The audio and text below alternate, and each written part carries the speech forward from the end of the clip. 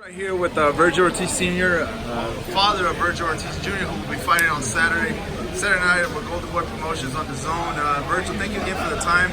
As you know, I always bother you and always want to get information for you because you're very, like I just told you right now before we started recording, you're very detail oriented in every boxing situation. But before that, how do you feel about the outcome of people coming to support your son? I just saw right now just people, elderly people, just asking your son for a signature, a picture, all the kids admiring your son. How does that make you feel? It makes me feel pretty good, pretty proud. Not for myself and really not even for my son, really more for the kids, for the kids to have somebody around them as a role model, especially come out of their gym or local area, someone that still cares to be around the amateurs and to kids that are inspired to try to be something, because this is a very hard sport to make it out. And believe it or not, as good as you are as an amateur, you still need some sort of role model. And even if you do have a role model, you still need somebody who you can physically see how he's working hard, because everything that somebody does, believe it or not, rubs off on you. If a guy's lazy, it's going to rub off on you. If a guy works real hard, it's going to rub off on you. So I'm just happy that my son, just being around them, can help motivate or give them the idea of which way, how to go about things. So Vergil said something right now when he was interviewed that Dallas has not been noticed in the past for being a boxing town or bringing top fighters. He knew a lot of fighters that could have been pro but just didn't have that opportunity.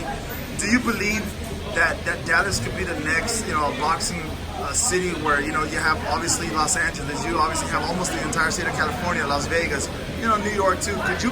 Could you say that Dallas could be another city where a lot of main events could happen? Look, that Dallas and Fort Worth both together, because the big DFW area, they actually have a lot of talent. They have a lot of talent. They always have. I think the only thing that's holding a lot of these kids back, and this is going to sound real weird, is that there's too many things to do here. As in, there's Cowboys games, football, there's football, baseball, soccer, hockey. There's so many things here that a lot of these kids start kind of going out, and that's pretty much the only thing what I see. But I mean, there's a lot of talent here, and I think that these kids, they as they're growing, there's really not a big like promoters here that really want to help themselves and helping them. You know what I mean? Like instead of saying, okay, I'm gonna take $5 now and give them this and that much, and we'll make more later, they'd rather take it all now and kind of like, okay, and then it kills everything. So for me, I think that's pretty much what it is. But there's a lot of kids that are actually very good here, and I don't know what it is. I don't know if it's the water or not, but a lot of these kids are strong. Everybody says it. People from California say the Texas fighters are always strong, and they really are. But I'll give you an example right now. Go look at Robert Garcia's stable. Most of them are Texas guys. Think about it. Most of his guys are Texas guys. Then you got your son. All the Texas team that used to leave from here, going to the Nationals.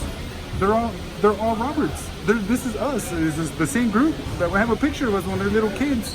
That's the same group, and these are some of the top guys in the country, or in the world, as you say. So there's a lot of talent here, and I believe that it can be done. So this is, I bet you get asked this a lot of times. So going into a fight, do you get a little bit nervous for your son? What is something that you prepare for? So you, like you say, you rub off on somebody else. You don't want Vergil to be too nervous. Do you get nervous at times for him? No, I don't get nervous. The way I prepare myself is the way I prepare my son is by preparing myself. As in me staying calm, me doing my homework on looking at the guy, trying to think of every possible scenario. A lot of people will think of a lot of scenarios like, oh, this guy will box this or this guy will box that. It's a little bit more simple than that if you keep it simple. And what I mean by that is, you can go through every scenario all you want, but sometimes you have to be realistic. The other guy, there's a lot of things the guy can't do physically, naturally. And those are some things that you can kind of overlook and really focus on his strong points and what he's supposed to possibly, trying to better himself at. Because those are the things that you got to start watching out for.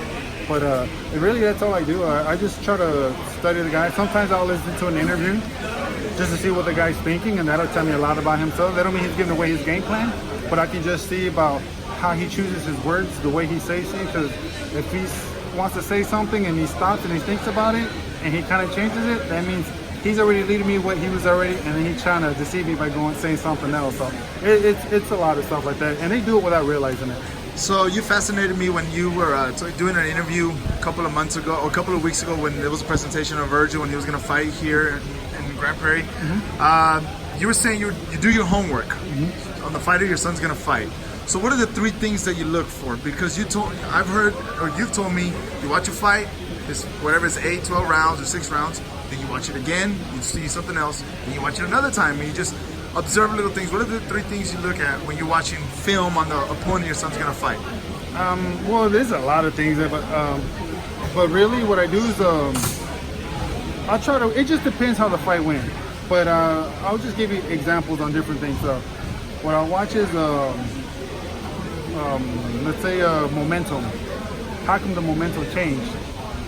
Around when did it start changing? Why did it start getting like that? So I'll go back and I'll look at it, and it could be something about maybe the guy adjusted on doing something, or maybe the guy figured him out. See, because when adjusting and figuring out, that's 2 different things. People think it's the same thing. It's not. Adjusting, you just adjust, or you not getting hit. Figure out is you're figuring out like why you're getting hit, and when you figure something out like that, now you're just sitting the guy out instead of just adjusting. Adjusting is just on the ball. Figuring out, that means you're thinking and you kind of already got it down. That ain't gonna happen again. So just look at the adjustment, the momentum, when it changed and why it went that way. Footwork, how they, how his feet's moving. When he throws a punch, where is his foot set at? Does he stutter before he throws? Does he telegraph his hand? Does he do certain body gestures? Does he nod his head before he does? When he punches, does he close his eyes? Does he blink before he closes? Sometimes guys blink twice before they throw. Sometimes a guy will breathe heavy before he throws. A guy will pause before he throws. Sometimes a guy will step back, wait a second, and then throw. And usually they do that when they throw power. That's a whole bunch of stuff that people do. So my job is to not necessarily let my son make mistakes, because everybody makes mistakes.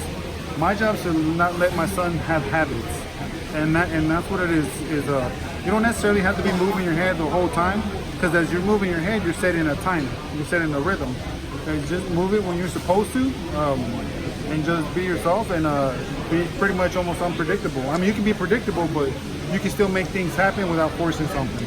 See, that's a lot of things that the average, I guess, viewer does not notice. When say, oh, he adjusted. Well, what does he mean he adjusted? They don't see that. So little things like what you were just telling me, people get to know that now. Oh, well, he's adjusting. Maybe he won't get hit.